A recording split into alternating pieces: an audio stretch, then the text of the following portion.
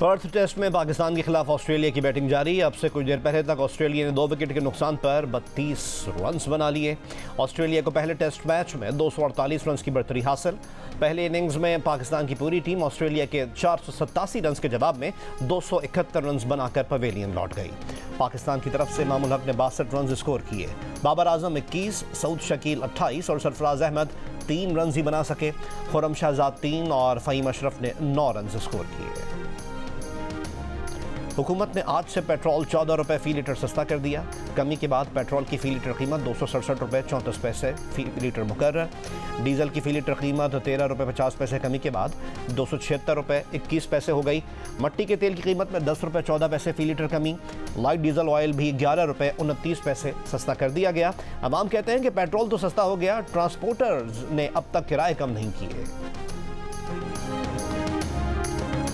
Supreme court के हुक्म पर इलेक्शन कमीशन का इंतखाबी शेड्यूल का ऐलान।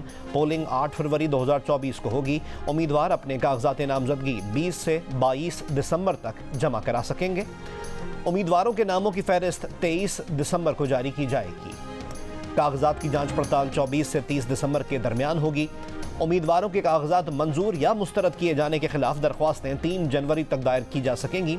उन अपीलों पर फैसला 10 जनवरी तक किया जाएगा। 11 जनवरी को उम्मीदवारों की हतमी फहरिस्त जारी की जाएगी। 12 जनवरी तक उम्मीदवार अपने कागजात वापस ले सकेंगे। उम्मीदवारों को इंतखाबी निशान 13 जनवरी को जारी किए जाएंगे।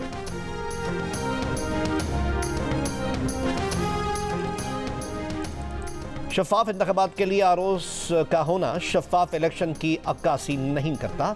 Chairman PTI barrister Gauhar Khan की अलियाला जेल के बाहर मीडिया से गुफ्तगू। कहा कि किसी सूरत इलेक्शन में ताख़ीर नहीं चाहते। हमारी इस्तदा रही है कि शफाफ इलेक्शन हो।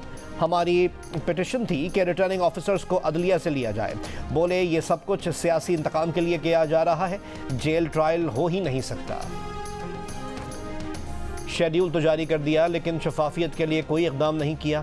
अमीर जमात इस्लामी कराची हाफिज़ नईम रहमान की इलेक्शन कमीशन ऑफ पाकिस्तान पर तनकीद। कहा कि बहुत सारे सवालात अब भी मौजूद हैं। हम आज भी कहते हैं कि आरओज़ और DROज़ इंतज़ामिया से नहीं होने चाहिए। एक सूबे के आरओज़ DROज़ दूसरे सूबे में नहीं होने चाहिए। मज़ीद कहा कि चारों सूबों के गवर्नर्स पार्टियों के गवर्नर हैं।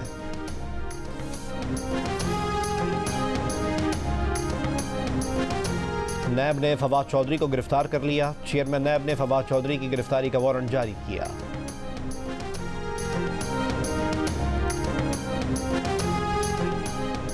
आर्मी पब्लिक स्कूल के सानहे ने कौम का अज़्म मजबूत तर किया। दुश्मन ने कौम का हौसला पस्त करने की नाकाम कोशिश की। निगरान वज़ीर आज़म का सानहे APS की नवी बरसी पर पैगाम। कहा कि पूरी कौम APS के शोहदा के वालिदैन के साथ है।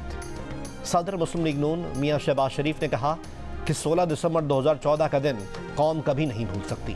आज के दिन पूरी कौम दहशतगर्दी के खिलाफ एक बयानिए पर जमा हुई। दहशतगर्दी मजम्मत से नहीं, पाकिस्तान दुश्मनों की मुरम्मत से ख़त्म होगी। सेक्रेटरी जनरल गजा में जहरियत फौरी रुकवाने के लिए आलमी बरादरी को मुतहर्रिक करें। Army chief general Syed Asim Munir का अक़वाम मुत्तहिदा के सेक्रेटरी जनरल को पैगाम। अक़वाम मुत्तहिदा के हेडक्वार्टर में एंटोनियो गुतेरेस से मुलाकात में आर्मी चीफ का दानिस्ता निशाना बनाए जाने वाले फ़लस्तीनियों की हालत ज़ार पर गहरी तशवीश का इजहार। कहा कि मसला फ़लस्तीन का देरपा हल 2 रियासती हल में है। आर्मी चीफ की जम्मू और कश्मीर की हैसियत तब्दील करने की यकतरफा और गैर कानूनी भारतीय कोशिशों की मजम्मत। कहा कि कश्मीर का देरीना तनाज़ा हल होने तक जनूबी एशिया में अमन नहीं आ सकता। UN सेक्रेटरी जनरल ने आलमी अमन और इस्तेहकाम के लिए पाक फ़ौज और कानून नाफिज करने वाले इदारों के दस्तों के ताउन को सराहा। आर्मी चीफ की दौरे अमरीका में अमरीकी आला हुक्काम से मुलाकातें जारी। आर्मी चीफ ने secretary of state, defence secretary, deputy secretary of state, deputy national security adviser और chairman joint chiefs of staff से भी मुलाकात की।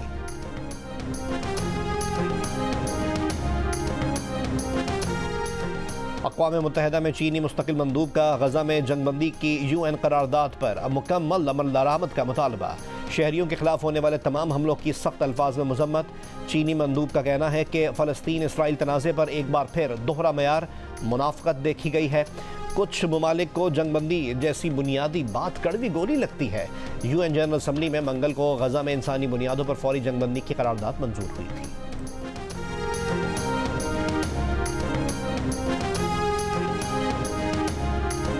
रावलपिंडी में मंदरा के इलाके में घर के अंदर कुएं में गिरकर बच्चा जाँ बहक। बच्चे की लाश कुएं से निकाल ली गई, तहकीकात जारी। कराची में गरीब आबाद अंडरपास में डकैती, मुजाहिमत पर खातून जाँ बहक।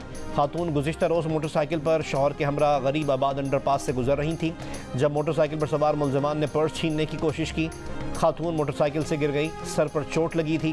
खातून को हॉस्पिटल मुंतकिल किया गया था जहां वो गुज़िश्ता रात दौरान इलाज दम तोड़ गई।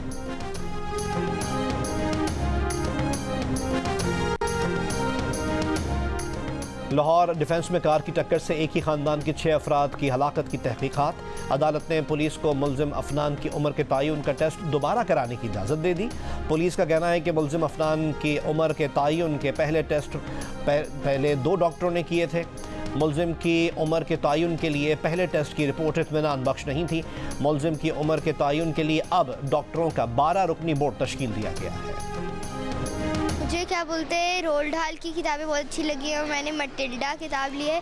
कराची इंटरनेशनल बुक फेयर में बहुत सारी न्यू बुक्स हैं, इसलिए मुझे अभी तक मैं रोल्ड हॉल की मटिल्डा ली है। और कराची एक्सपो सेंटर में 5 रोज़ा आलमी कुतुब मेले के तीसरे रोज़ भी गहमा गहमी। बच्चों की कहानियों की किताबों में स्कूल के बच्चों की खुसूसी दिलचस्पी। पाकिस्तान भर से 330 से ज़ायद पब्लिशर्स के स्टॉल्स, 17 ममालिक के तकरीबन 40 इदारों की शिरकत। सालाना कुतुब मेला 18 दिसंबर तक सुबह 10 से रात 9 बजे तक जारी रहेगा।